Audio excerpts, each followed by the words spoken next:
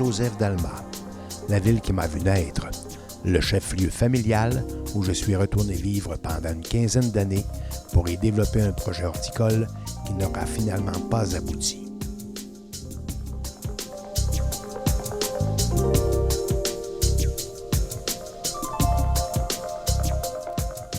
Pendant cette période, j'ai eu le privilège de participer à une action citoyenne vouée à la transition écologique dans un contexte d'urgence climatique. En voici les faits marquants de ses débuts jusqu'à maintenant.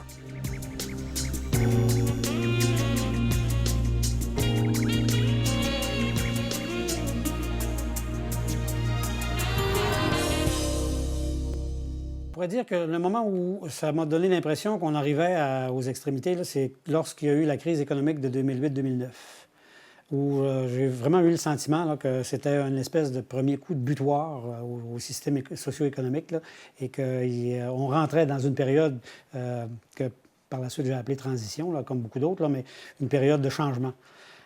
Puis je me suis mis à fouiller un peu partout, à lire des choses, à vérifier sur Internet. Puis à un moment donné, je suis tombé sur un livre d'un Américain, un journaliste du Washington Post, qui s'appelait Hot, Flat and Crowded, pour décrire d'une façon, je trouvais, magistrale là, les problématiques auxquelles on est confronté maintenant, mais que déjà on voyait venir.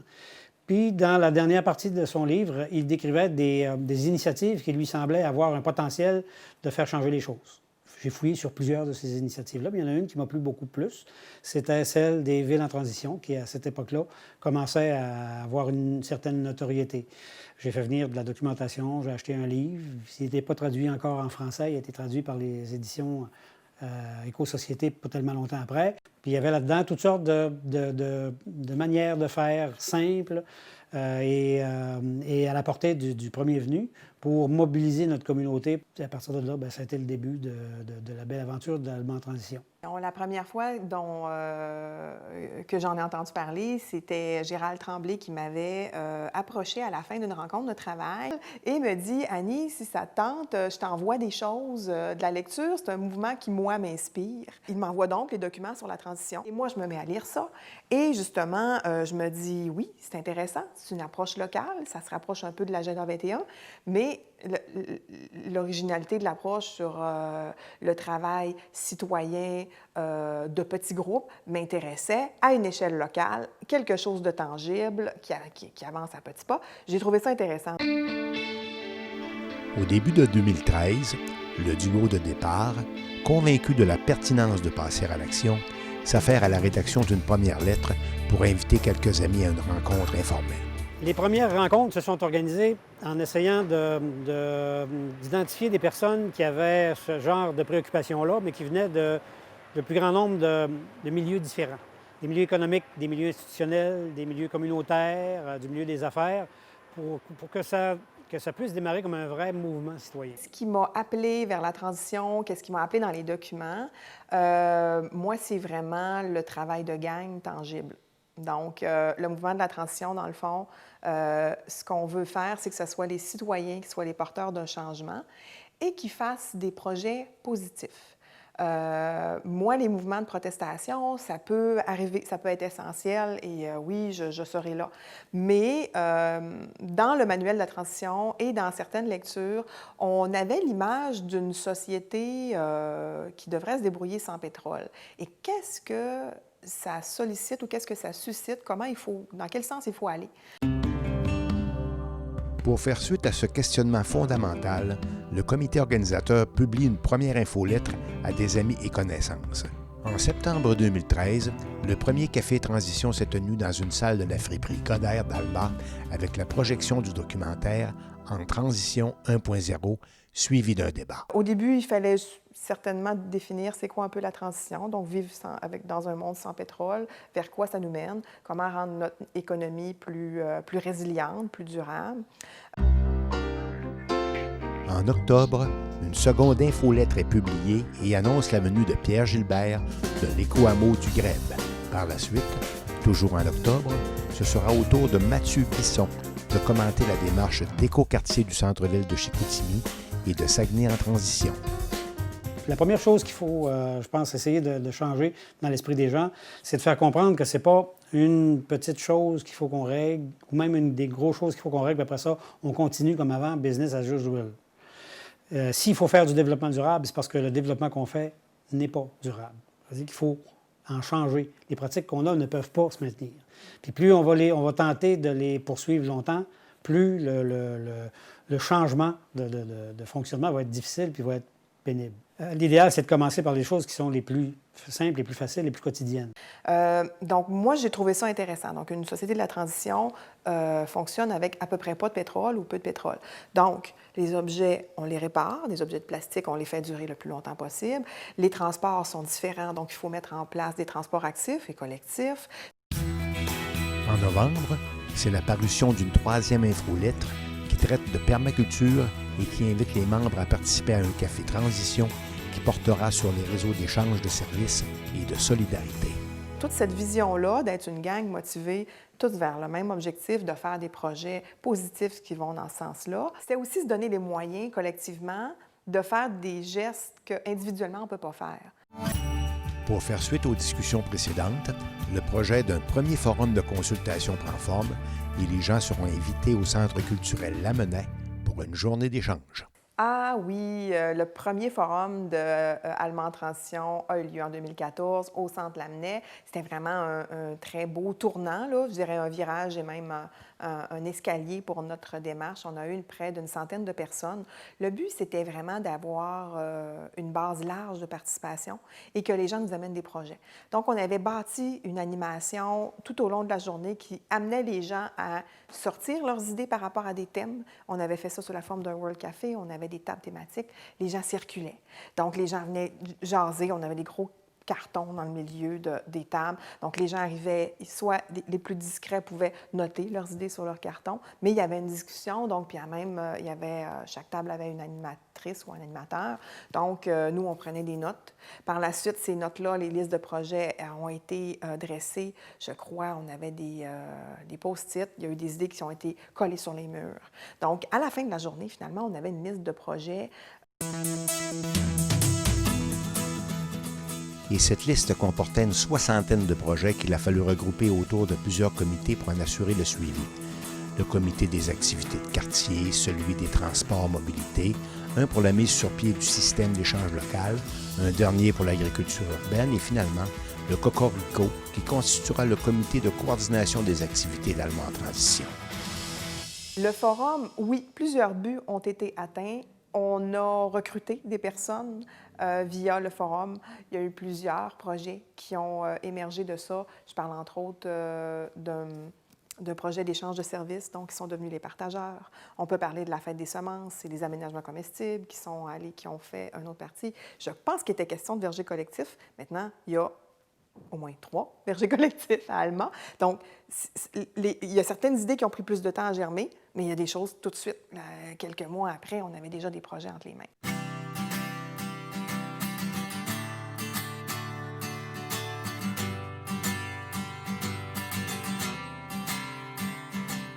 La rencontre du 5 mars avait justement pour objectif de discuter de la pertinence des projets et des orientations à privilégier suite au forum. Parmi les sujets discutés, le Cocorico cherchait à faciliter la transmission des infos et la gestion du groupe par une application en ligne. L'idée n'a toutefois pas été retenue par les transitionnaires.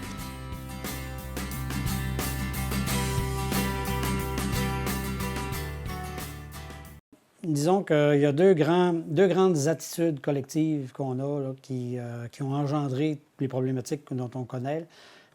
Bien, c'est d'une part un matérialisme à outrance. On n'a jamais assez de possession, jamais assez de bidules, de gadgets.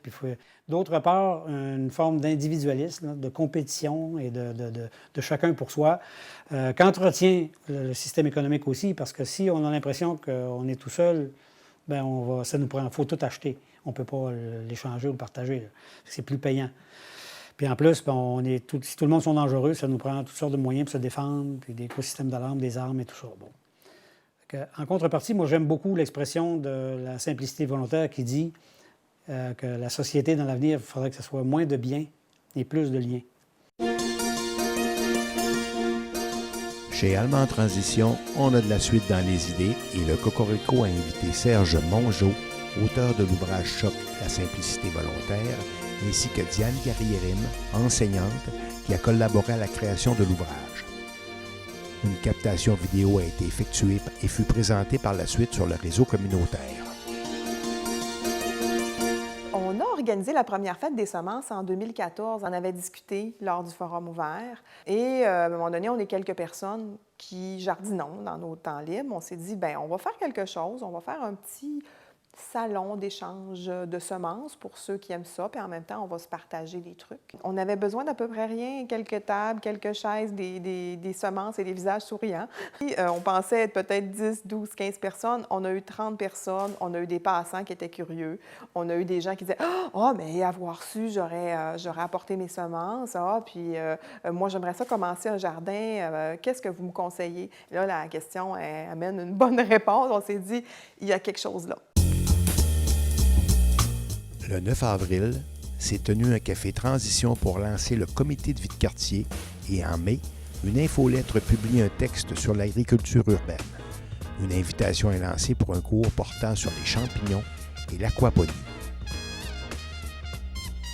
Par la suite, le Cocorico a invité Jean Ouimet, ex-chef du Parti vert du Québec et porte-parole du mouvement Révolution citoyenne pour respecter les limites de la planète et des êtres humains. Un article portant sur sa prestation fut publié dans le Lac-Saint-Jean. Pour terminer l'année 2014, le Cocorico a invité les citoyens à une marche de sensibilisation à la sécurité, suivie d'une discussion à la boîte à bleuets.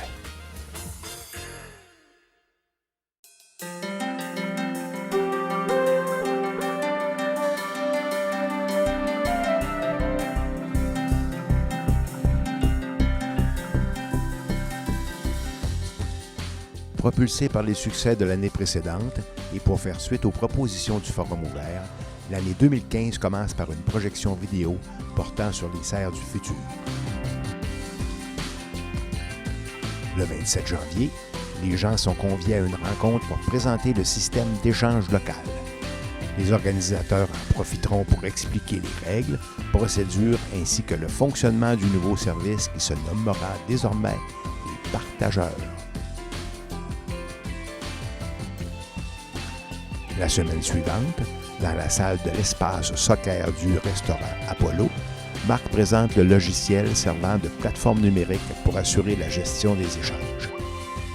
Le 4 février, Marc-Olivier Côté présente son mémoire de maîtrise portant sur la résilience du système socio-environnemental du Lac-Saint-Jean.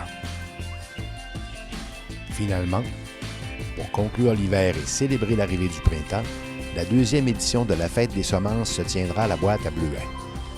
En plus de pouvoir échanger avec les semenciers, deux conférenciers, Gérard Parent, herboriste, et Bertrand Gravel, spécialiste des arbres fruitiers, viendront partager leur savoir avec les participants.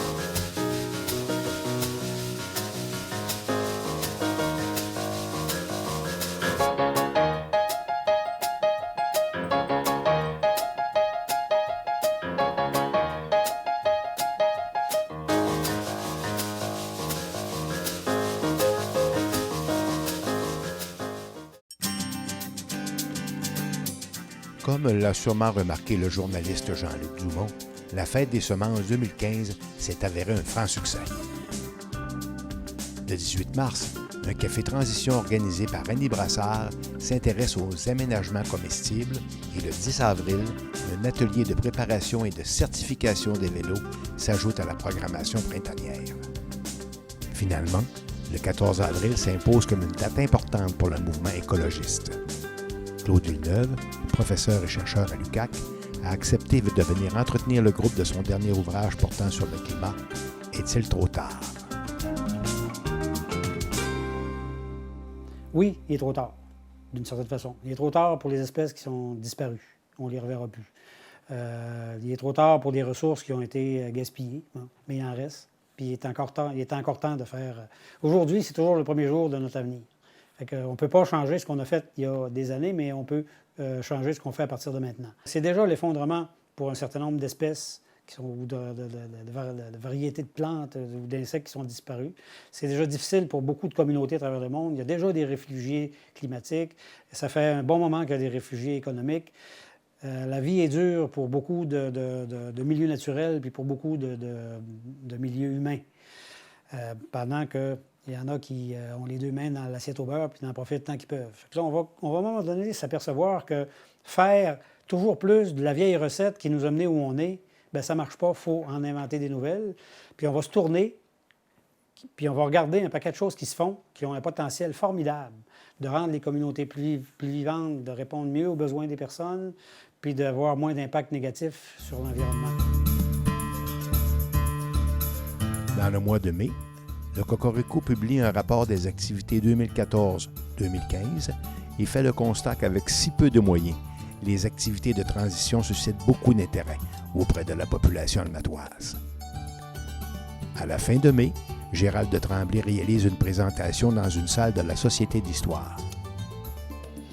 Il sera évidemment question de la problématique environnementale et des actions à poser pour renverser la situation.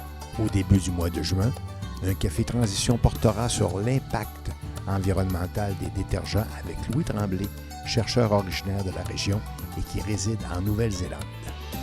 Enfin, pour conclure la saison estivale, l'établissement des jardins collectifs constituait l'aboutissement d'une démarche amorcée l'année précédente.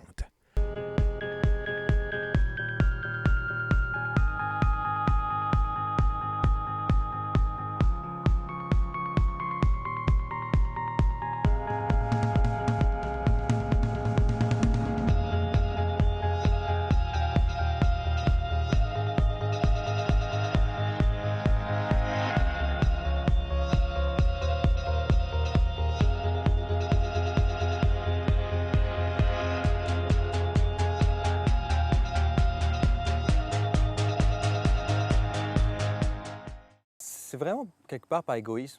Pourquoi? Parce que dans la vie, on fait ça, les choses pour nous avant tout, pour notre famille.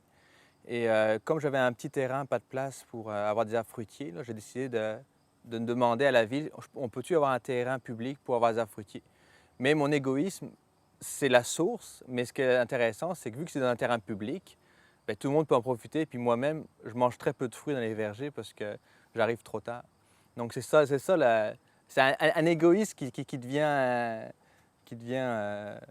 pour tout le monde. Là, c'est un égoïsme communautaire.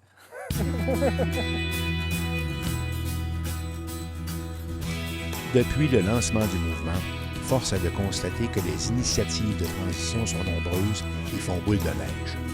C'est avec l'objectif de regrouper les gens que le mouvement propose un deuxième forum ouvert intitulé « La transition, c'est vous ».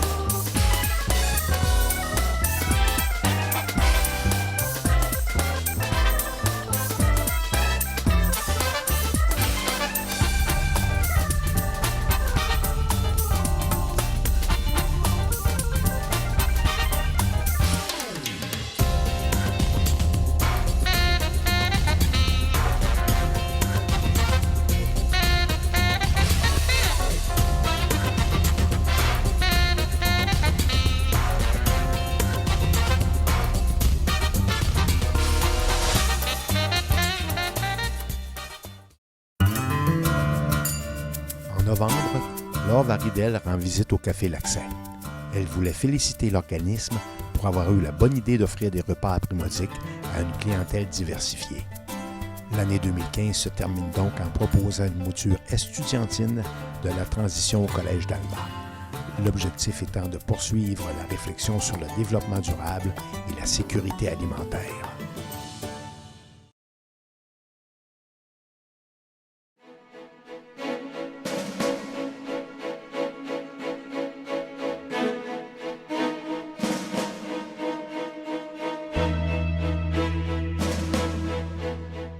À la fin de janvier 2016, les membres du Cocorico proposent la nouvelle programmation des cafés dans une formule remodelée.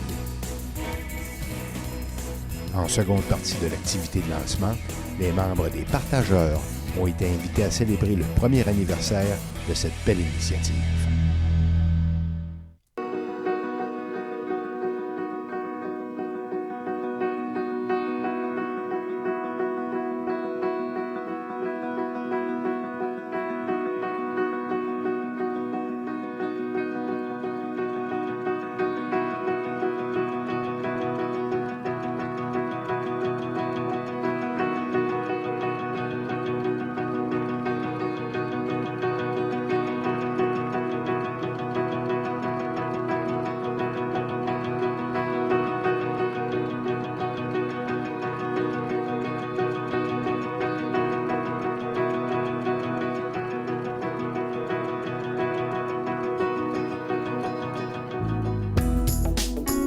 Le dimanche 14 février, Annie Brassard convient les amateurs d'horticulture à venir planifier leur jardinage à la boîte à bleuets.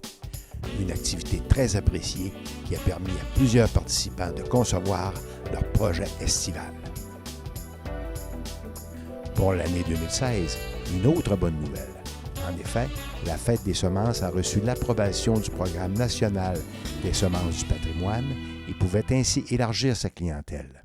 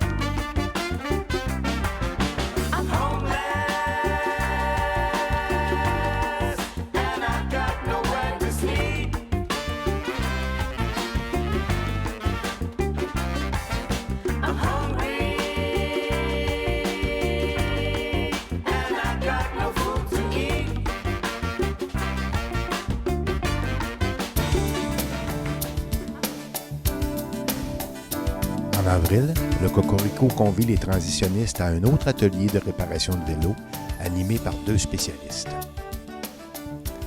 Par la suite, le 8 mai, un atelier portant sur les produits d'hygiène écologique est présenté par une collaboratrice assidue, Véronique Côté, chargée de projet et diplômée en sciences médicales. En juin, l'un des responsables du Cocorico, Marc Fortin, accompagné de Pierre Gilbert de l'éco-hameau du Grève, présentent leur vision respective de cette définition renouvelée du vivre ensemble. En août, les Jardins Mistook annoncent la tenue de 3 marchés fermiers sur le stationnement de la marina.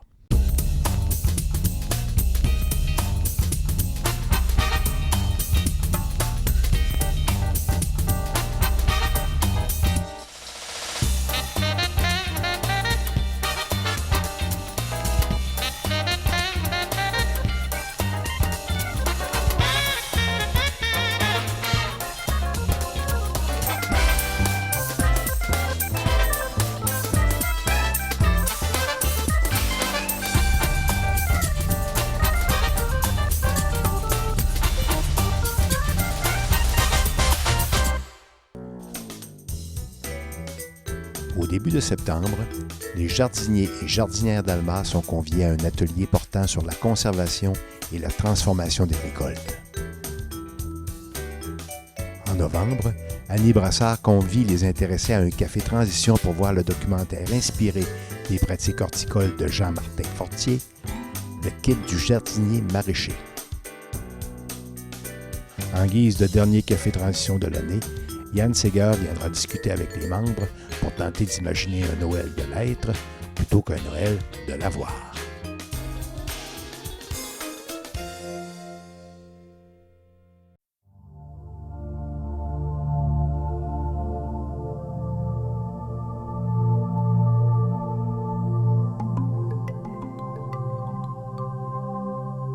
Alors que les activités du 150e d'Alma venaient d'être lancées, le comité qui supervisait les activités d'Alma en transition, le Cocorico, ne semblait pas très motivé pour assurer la suite. En effet, dans le dernier procès-verbal disponible, qui n'a pas fait l'objet d'une transcription dactylographiée, on peut y lire qu'il s'agissait possiblement de la dernière rencontre du comité.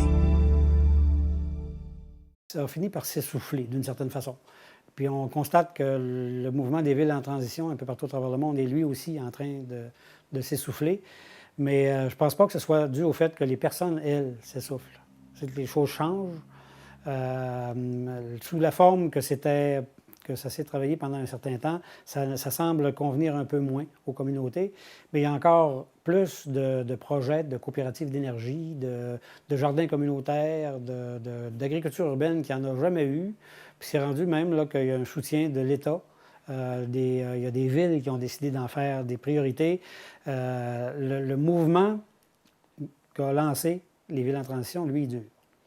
L'approche, peut-être, s'essouffle, elle. Je pense qu'on a été une vague qui s'est appelée la transition. Il y a eu peut-être la vague des mouvements écologistes, il y a eu la vague de la consommation responsable, il y a eu la vague de la transition en tant que telle qui a pris cette forme-là. Et je pense, en tout cas avec humilité, je pense qu'on a fait lever plusieurs projets positifs. Je pense que vous allez parler aussi à Véronique Fortin. Elle, c'est ce qui l'a inspirée pour aller en politique municipale. On en voit des traces tangibles de cette transition-là, de Alma en transition. Le groupe est une belle réussite. On a plus de 1000 membres. Il y a des publications régulièrement. Il y a des gens qui n'étaient pas même à nos événements en 2014 parce qu'ils n'étaient peut-être même pas dans la région, mais qui utilisent ce vecteur-là pour organiser des choses, pour publier. Donc ça, c'est vraiment des choses qui restent. Les relations restent, les projets restent. Maintenant, on pense que ça prend une autre tournure, puis c'est bien. Mais vraiment, ça a été pour moi une belle période de ma vie, puis une belle source d'inspiration. Le mouvement citoyen prend une autre tournure et les activités déjà programmées seront présentées telles que prévues. D'abord, le film Demain sera à l'affiche et l'on se prépare activement pour l'organisation de la prochaine édition de la Fête des semences. En plus d'une quinzaine de semenciers, 4 conférenciers feront des présentations sur différents sujets. D'abord, Lionel Levac sur celui de l'agriculture éco-responsable, Benoît Poiredeau sur l'agriculture urbaine, André Gagnon pour l'entretien des arbres fruitiers, ainsi que Yves Gagnon pour la préparation des semis.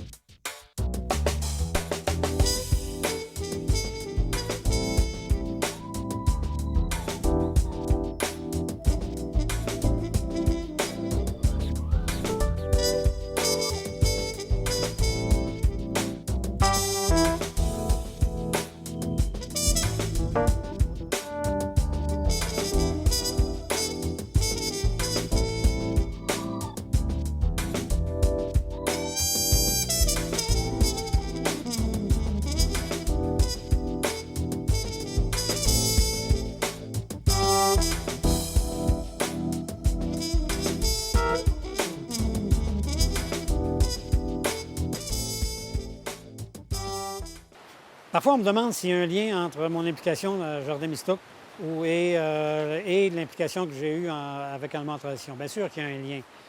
Partout à travers le monde maintenant, des initiatives d'agriculture urbaine, de souveraineté alimentaire, de circuits courts, qui rapproche les gens. Et pour rapprocher les gens, rien de mieux que le jardinage et les activités liées aux opérations des jardins Mistook s'appuient sur les meilleures pratiques environnementales. Même si dans les faits, les jardins et Alma en transition sont des entités distinctes, les liens qui les unissent font en sorte qu'il est difficile de les dissocier, notamment pour les activités estivales du marché fermier.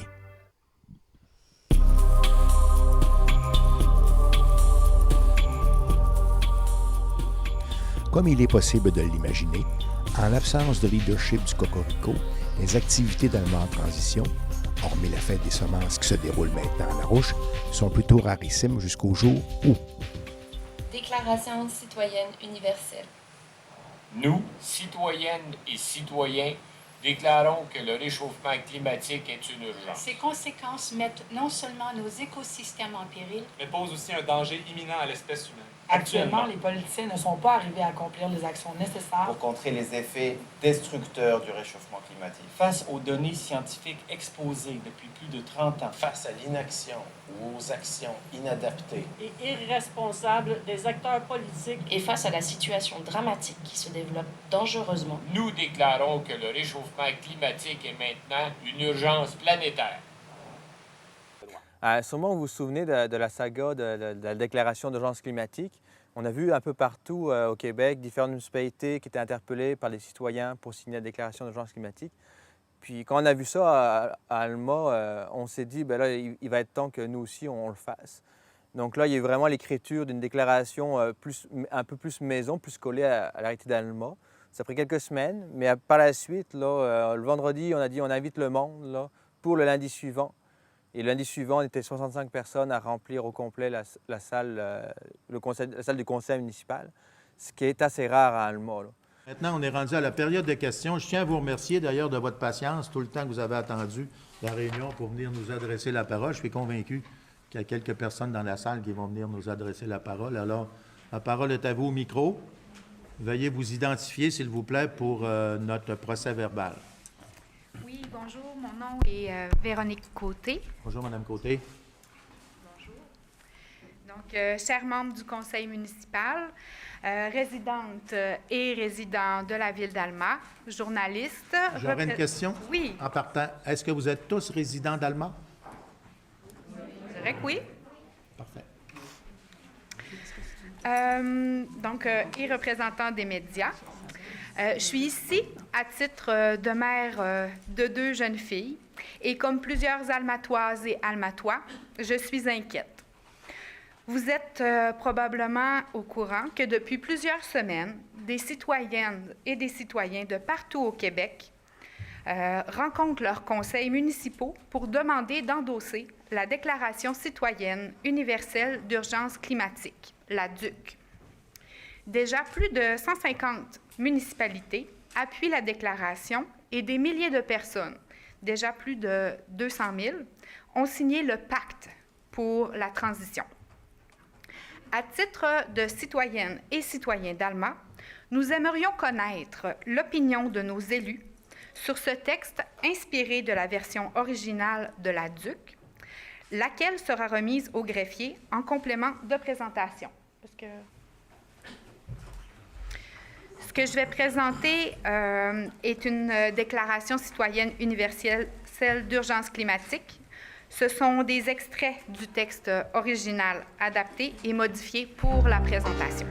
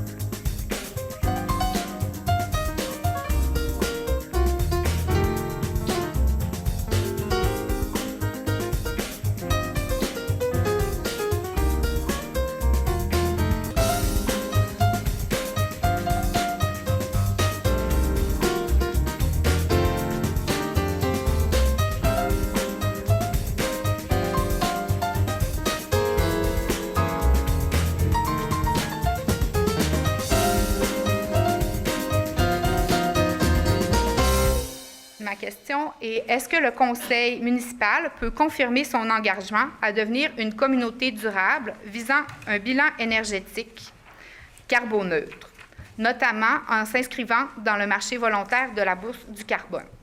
Bien entendu, nous comprenons que les réponses à ces questions ne pourront pas être formulées ce soir, mais nous aimerions avoir une idée du moment où nous pourrions avoir un suivi sur nos interrogations. Merci beaucoup pour votre attention. Merci, madame.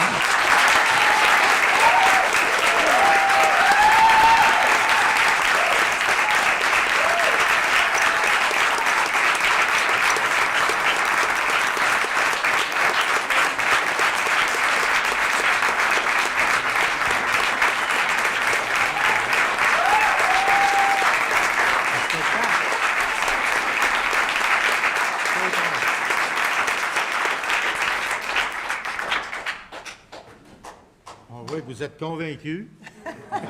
Passionné. Fait qu'il va nous en rester à convaincre 29 850 personnes, à peu près. Si les citoyens ne s'attendaient pas à une réponse immédiate de la part du conseil municipal, il n'en demeure pas moins que l'accueil réservé à la présentation de cette demande citoyenne n'a pas suscité beaucoup d'enthousiasme de la part des élus, même si dans les faits, plus de 150 municipalités au Québec l'avaient déjà signé.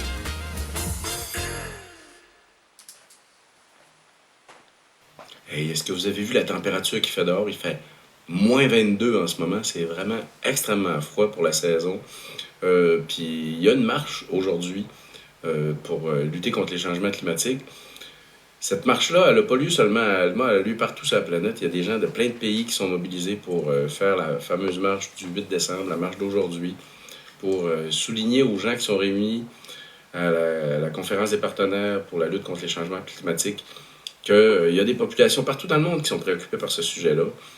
On commence un travail en ce moment ensemble pour tourner cette machine-là de bord, puis commencer à construire un futur dans lequel nos enfants vont pouvoir vivre heureux, malgré les erreurs qu'on a faites dans le passé en émettant autant de gaz carbonique dans l'atmosphère. Évidemment, on n'est pas tous d'accord là, sur l'idée qu'il y a un problème avec les changements climatiques. Il y a encore du monde qui nie ce problème-là. Tôt ou tard, ils vont se rendre à l'évidence, puis on les accueillera pour qu'ils travaillent avec nous, parce qu'on va avoir un travail collectif à faire, que leurs parents soient climato-sceptiques ou écologistes. Les enfants qui vont grandir dans ce monde-là, ils vont de toute façon avoir à travailler ensemble pour que la planète continue d'être habitable pour les prochaines générations. Ça fait accueillons tout le monde à cette marche-là, puis commençons le travail ensemble pour virer la planète de bord, puis pour se tourner vers les énergies renouvelables. 13h à l'esplanade de la Boîte à Beluet. Partout dans le monde, il y a des marches. Faites juste ouvrir Internet puis chercher un petit peu, vous allez les trouver près de chez vous. Fait que rendez-vous à tous. Salut, à tantôt!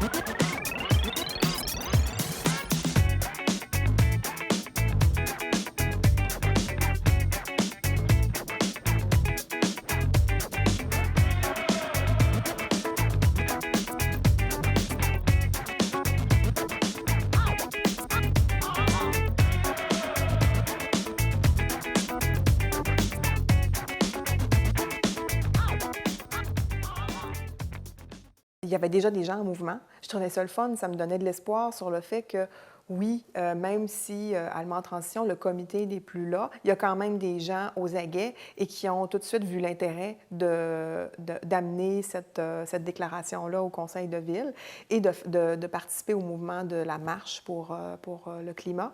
J'en retiens qu'on était 300 personnes en pleine journée d'hiver. Il y avait des responsables politiques. On avait beaucoup de familles avec des jeunes enfants. Proportionnellement à la taille de la population, on est un petit peu au-dessus peut-être de 32 000 habitants à Alma. D'avoir 300 personnes dans les rues, ça amène un appui à ces conseillers-là qui se débattent pour faire des projets qui vont dans le sens qu'on l'on souhaite.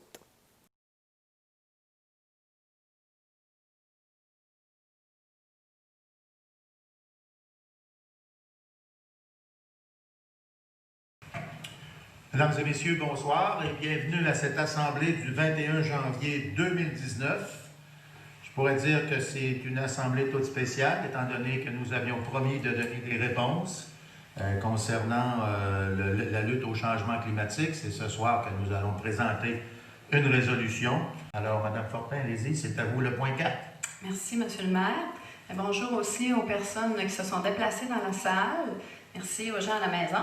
Puis, merci de vous impliquer, les citoyens. Moi, je tiens à vous le dire au départ, je trouve ça précieux, cette implication-là que vous faites dans notre communauté. Votre préoccupation pour le climat qui est partagée là, par les membres du Conseil et que ce plan sera adopté et présenté publiquement en 2019.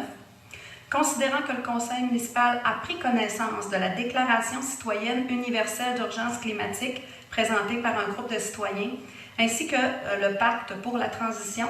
Alors, unanimement, il est proposé que le conseil municipal de la ville d'Alma demande et invite les différents paliers gouvernementaux, partis politiques, acteurs publics et privés à considérer l'état actuel du climat et les risques associés au changement climatique et à jouer un rôle de premier plan dans la lutte au changement climatique, que le conseil s'engage à présenter au cours des prochains mois un rapport public sur l'avancement de son plan stratégique de développement durable et qu'il informera les citoyens sur les actions réalisées et les priorités ciblées aussi là, par la municipalité pour les années à venir face au changement climatique. Voilà notre projet de résolution. Merci, Mme Fortin.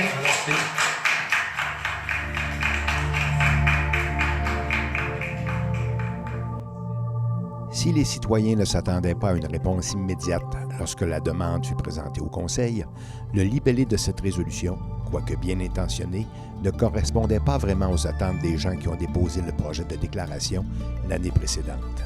Comme l'a précisé la journaliste Annie-Claude Brisson, la Ville a plutôt décidé de faire bande à part et ne pas se ranger derrière la déclaration citoyenne. Nonobstant l'engagement peu contraignant de cette résolution, des actions positives en synergie avec les objectifs de développement durable, furent engagés par la suite. C'est sûr que la Ville a été étonnée de cet engouement-là. Puis ça l'a vraiment donné un petit électrochoc juste pour au moins faire un meilleur plan de communication sur les actions qu'ils mènent déjà en environnement. Oui, à ce moment-là, quand les citoyens sont venus nous voir, il y avait une demande pour qu'il y ait une représentation des citoyens sur le comité de développement durable à la Ville d'Alma. De tout ça a émergé de quoi de super intéressant, qui est un comité indépendant, mais qui est venu se présenter à nous et qui ont dit, nous, on aimerait être la courroie entre le citoyen et la Ville pour les enjeux de développement durable, ce qui a été accueilli super favorablement. Après une première réponse parfaitement positive de l'ensemble du conseil, puis dubitative de la part du maire, bien, le conseil de ville à Alma a décidé de prendre radicalement un tournant vert qui s'est manifesté notamment par 20 000 $ de faire au projet de la communauté pour tourner ça dans la direction de quelque chose d'intéressant. On a travaillé à mettre en place un appel à projet de développement durable qui a été dévoilé justement au mois de juin dernier. Et on a mis une somme de 25 000 $ disponible aux citoyens pour nous proposer des projets pour agir sur les enjeux de développement durable dans nos communautés. Alors, ça a été un super de beau succès, plusieurs projets déposés, une dizaine d'acceptés, de financés qui doivent se mettre en branle d'ici le 31 décembre. Alors, c'est un premier pas pour montrer aux citoyens que Ville d'Alma croit dans ses idées, va lui donner aussi les moyens d'agir.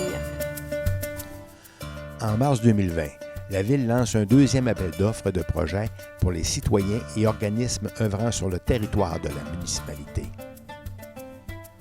Sur les 5 projets retenus, notons que les butineurs et les robinculteurs se sont distingués par leur engagement à soutenir le milieu communautaire et le projet de construction de serres passives représente un investissement à long terme pour les horticulteurs et jardiniers du quartier. Compris de Allemand en transition quand on a fait exister cette organisation-là, c'est qu'on commençait une conversation avec plein d'acteurs du milieu qui avaient déjà une démarche personnelle qui les amenait à chercher des alliés pour concevoir ensemble la suite. Puis ce que j'ai beaucoup aimé, moi, dans les dernières années, c'est que cette suite-là s'est écrite, assez bien écrite. Puis on s'est donné mutuellement la force nécessaire, puis le courage, puis la confiance nécessaire pour continuer toutes sortes de projets, séparés les uns des autres, mais unis les uns aux autres aussi, qui ont fait apparaître dans la conscience des gens cette idée-là qu'il y avait un monde meilleur à construire. Puis quand je regarde qu'est-ce que Manon Girard a réussi à faire avec le Café L'Accès, quand je regarde les fêtes des semences qui ont eu lieu, quand je regarde les vergers collectifs qui ont été installés à beaucoup d'endroits, quand je regarde tout le travail que Eureka a fait aussi, qui était d'une certaine manière, pour ce qui concerne l'aspect des forêts nourricières, l'un des fruits de Allemand en transition. Toutes ces suites-là ont un intérêt suffisant pour que je considère que Allemand en transition a déjà une suite super intéressante. Mais en plus de ça, ce que j'ai constaté, c'est que la confiance qui est apparue dans nous autres pour parler des idées de la transition à tout le monde, bien, ça s'est incarné aussi chez les jeunes. Puis les jeunes, maintenant, ce que je les vois prendre sur eux, c'est tout plein d'aspects concernant l'alimentation locale, l'alimentation végétarienne, par exemple, qui n'est pas une absolue nécessité dans la réflexion sur la transition, mais qui est tout à fait compatible à une réflexion sur une alimentation à faible impact écologique, à faible coût en matière d'énergie. Finalement, on s'inspire de l'actualité, là. Puis dans ce qui s'est passé avec les mouvements étudiants, avec les différentes marches, un ami, Jean Westphal, m'a interpellé. Il a revampé le site Internet de Allemand en transition. On a amené des défis pour les citoyens, notamment réduire son empreinte écologique. On a publicisé une pétition pour les stations à lave-glace. On a des défis de réduire sa consommation de viande. On est comme dans des petites actions comme ça pour essayer de fédérer un maximum les gens pour qu'ils changent leurs habitudes de vie, finalement. En décembre 2019, Le Devoir publie, en collaboration avec le média 1.5, une série d'articles portant sur l'action climatique et la ville d'Alma s'y retrouve, fort bien représentée dans 2 des articles de cette publication. Et pour conclure cette rétrospective, notons que le 23 mars 2020, un nouveau groupe s'est constitué pour discuter de la nécessaire transition à développer sur l'ensemble du territoire. Finalement, le 1er octobre, en direct sur le web, on assiste au lancement du Grand Dialogue régional pour la transition. Cette activité collective devrait mener à la création d'une feuille de route cohérente avec les enjeux écologiques, sociaux et économiques de la région du Saguenay-Lac-Saint-Jean. Il y a des choses à retenir de la belle aventure d'Allemand en transition. D'abord, c'est le fait qu'il y a beaucoup plus de personnes qu'on pense qui sont préoccupées par les changements qu'on engendre dans l'environnement et dans nos sociétés. Des gens qui ne l'expriment pas forcément à la pause autour du café, mais que s'ils sentent qu'il y en a d'autres qui pensent la même chose, vont sortir du placard puis vont eux aussi influencer leur environnement. Puis il y a beaucoup d'initiatives comme celle ici à Jardin-Mistouk qui se sont faites dans la foulée de l'initiative d'Allemand en transition. Je pourrais en citer beaucoup d'autres juste ici à Alma, mais il y en a partout à travers la planète.